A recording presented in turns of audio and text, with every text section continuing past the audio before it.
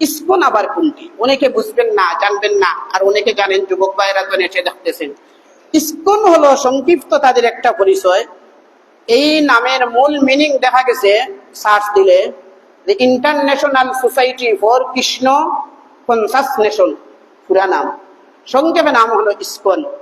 এটা হিন্দুদের এক দল, পুরা হিন্দু নাই, হিন্দুদের একটি মতাদর্শ, একটি গ্রুপের উগ্রবাদী সংগঠন হলো ইসকন। 1966 সালে 13 জুলাই যুক্তরাষ্ট্রের নিউ ইয়র্কে তাদের যাত্রা শুরু হয়েছিল। 58 বছর থেকে তারা কাজ করতেছে বিভিন্ন দেশের মধ্যে। হিন্দুদের মধ্য থেকে একটি দল উগ্র মিজাজি রামকৃষ্ণ কৃষ্ণবাবুর ধর্ম প্রচারের নীতিতে তাদের ধর্ম পরিচালনা করে। তাহলে বোঝা গেল সব হিন্দু নয়, কিছু হিন্দু। এখানে আমার কথা বুঝবেন, হিন্দু বা অমুসলিমদেরকে নিয়ে আমাদের কোনো আপত্তি নেই। আমাদের দেশে হোক, যে কোনো দেশে হোক, অমুসলিমরা সংখ্যালঘুরা থাকবে, এটা আমরা চাই, এতে কোনো অসুবিধা আমাদের নেই। সাম্প্রদায়িক সম্প্রীতি হোক, এটা থাকুক, আমরা চাই। সাম্প্রদায়িক দাঙ্গা লাগুক, এটা আমরা কখনো চাই না। যার প্রমাণ বিগত পূজায় দেখেছেন, পূজার সময় তাদের নিরাপত্তা দেওয়া হয়েছে না হয়েছে? কিছু মুসলমান এমন নিরাপত্তা দিছে, তাদের পূজায় কে ঢুকে গেছে, নাউজুবিল্লাহ। কিন্তু আমরা চাই তাদের নিরাপত্তা থাকুক, কিন্তু তারা তাদের ধর্ম পালন করবে, আমরা আমাদের ধর্ম পালন। এখানে ইসকন যে সংগঠনটি আছে, এরা হলো হিন্দুদের মধ্যে উগ্র সন্ত্রাসী সংগঠন। এদের কাজ হলো কি জানেন? এদের টার্গেট হলো মুসলমানদের পিছনে লেগে মুসলমান মা বোনদের ইজ্জত সম্ভ্রম নষ্ট করা, মুসলিম ও মুসলিম দাঙ্গা লাগানো, এটি হলো এদের কাজ। এই জন্য আপনারা দেখতেছেন বিভিন্ন দিন থেকে যে মুসলিম মেয়েদেরকে তারা প্রেমের ফাঁদে ফেলে দর্শন করতেছে আর বিভিন্ন মান ইজ্জত মানহানি করতেছে। এগুলো করে তারা মুসলমানদের ইজ্জত লুণ্ঠন করতেছে। বিগত সময়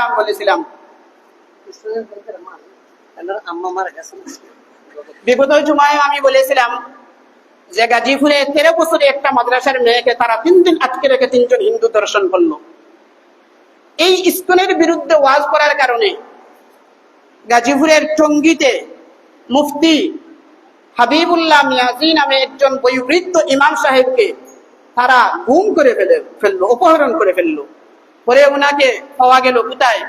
পঞ্চগড়ের সীমান্তে, শিকল পায়ে আর হাতে শিকল বাঁধা অবস্থায় একেবারে উলঙ্গ করে সীমান্তের পাশে চলে গেছে, নাউজুবিল্লাহ।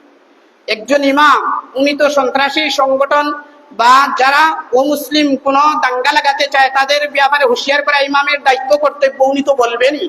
ওনাকে তারা অনেক চিঠি দিয়ে আগে সতর্ক করেছে, আপনি এগুলো বললে আপনার হুমকি হবে, বিভিন্ন তারা হুমকি ধমকি দিছে। কিন্তু ইমামকে কোনো হুমকির কাছে মাথা নত করে নাকি? কোনো মাথা নত যিনি করবে উনি বাস্তবে ইমাম নন। এই মিম্বর হলো এখান থেকে মানুষদেরকে কোরআন হাদিস এবং সঠিক জিনিসের পরিচয় দেওয়া, সন্ধান দেওয়া, ভ্রান্তগুলো মানুষের সামনে তুলে ধরা, যাতে মানুষ সজাগ থাকতে পারে। কিন্তু এই ইমাম সাহেবকে তারা যা জুলুম নির্যাতন করেছে, উনি সাক্ষাৎকার দিয়েছেন, উলঙ্গ করে কত বেহায়াপনা করেছে, টর্চার করেছে, সীমাহীন করেছে। এবার কথা হলো, একটা সংগঠন ও মুসলিম তার কার্যক্রম তার পরিচালনা করবে, কিন্তু বৃহত্তর বিশ্বের দ্বিতীয় বৃহত্তম মুসলিম রাষ্ট্র বাংলাদেশে সে থেকে একজন ধর্মীয় আলিমকে, ইমাম সাহেবকে অপহরণ করে এত নির্যাতন করার দুঃসাহসের আপেল কোথায় থেকে? ইমাম সাহেব বলেছেন একটি অ্যাম্বুলেন্সে করে তাকে নিয়ে গেছে তারা। আমার দেশের প্রশাসন, গোয়েন্দা বিভাগ কত শক্ত, কত কিছু বের করতে পারে মুহূর্তের ভিতরে। বাংলা ভাই আব্দুর রহমান নামে সন্ত্রাসী, এদেরকেও বের করে ফেললো। কিন্তু 2-3 দিন হয়ে গেল, এই অ্যাম্বুলেন্সটা আজও পর্যন্ত খুঁজে বের করতে পারে না। পুলিশরা, প্রশাসনরা বোঝা যায় সঠিকভাবে সবাই কাজ করে না, হুজুরদের ব্যাপারে সবাই মনোযোগ দিয়ে কাজ করে না। এখানে আমার মিডিয়াগুলো, সাংবাদিক ভাই এখানেও আছেন, অনেক মিডিয়া, হলুদ মিডিয়া, তারাও এখানে নীরব থাকে। কোন হুজুর যদি কোনো দুষ্কর্ম করেন, এটা দেখবেন মিডিয়ায় আসছে, হুজুর একজন মহিলা নিয়ে ধরা হয়ে গেছে, বাদকাজে খুব প্রচার করবে। কিন্তু ও মুসলিমরা এই যে আমার মা বোনদেরকে দর্শন করতেছে আর মান ইজ্জত লুণ্ঠন করতেছে, এগুলো মিডিয়ায় আসে না, মিডিয়াও এখানে নীরব হয়ে যায়। তাদের মুখে কি যেন একটাকে থালা মেরে দেয়। কি বলবো, দেশের পরিস্থিতি এমন হয়ে গেছে। এই ইসকন ধর্মীয় সন্ত্রাসী সংগঠন, এতে কোনো সন্দেহ নাই।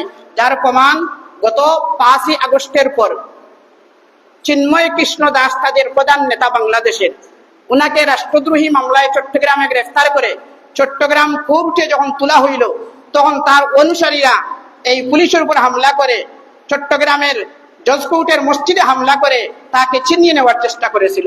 কিছু আইনজীবীগণ এই হামলা প্রতিহত করতে চেষ্টা করেছিলেন, যার কারণে সাইফুল ইসলাম আলিফ নামে একজন অ্যাডভোকেট আইনজীবীকে তারা ধরে নিয়ে প্রকাশ্যে রাস্তায় জবাই করে ফেলেছে। কি অবস্থা দেবে? প্রায় বছর খানিক হয়ে যাচ্ছে, 10-11 মাস হবে ঘটনার।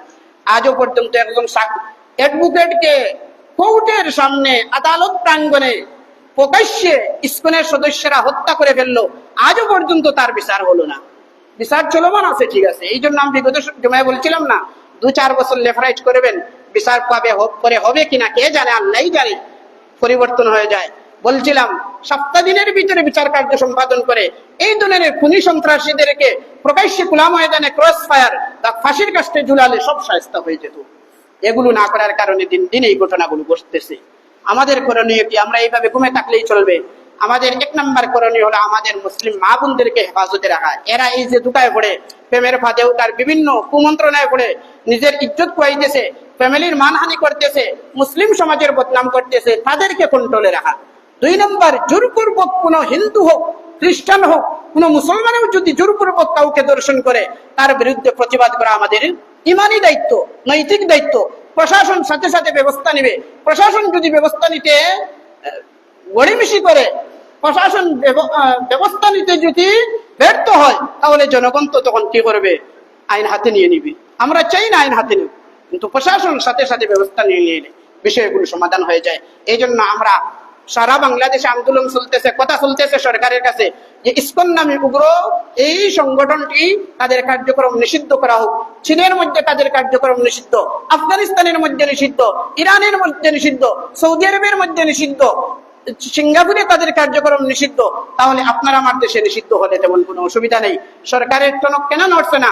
যখন হিন্দু মুসলিম দাঙ্গা লাগাইবে আর বাংলাদেশকে অস্থিতিশীল করবে, তখন সরকারের টনক হয়তো নড়বে। এই জন্য আমরা চাই আমাদের দেশ শান্তিময় দেশ থাকুক, সরকার জনগণ সবাই শান্তিতে সৌহার্দ্যপূর্ণ আচরণ হোক, সাম্প্রদায়িক সম্প্রীতি বজায় থাকুক। এই জন্যই উগ্র সন্ত্রাসী ইসকন সংগঠনকে আমরা এখান থেকে সবাই জোরালো ভাবে কি করি, এদের কার্যক্রম নিষিদ্ধ করার, বন্ধ করার জোরালো দাবি জানাই। আপনারা আমার সাথে একমত আছেননি? সবাই মুসলিম হিসাবে আমরা সবাই একমত। আল্লাহ আমাদের এই দাবিকে কবুল করুন। সরকারকে, জনগণকে, সকলকে দ্বীন ইসলামের পক্ষে কাজ করার তৌফিক দান করুন। আমিন। ওয়া আখিরু দাওয়ানা আলহামদুলিল্লাহি রাব্বিল আলামিন।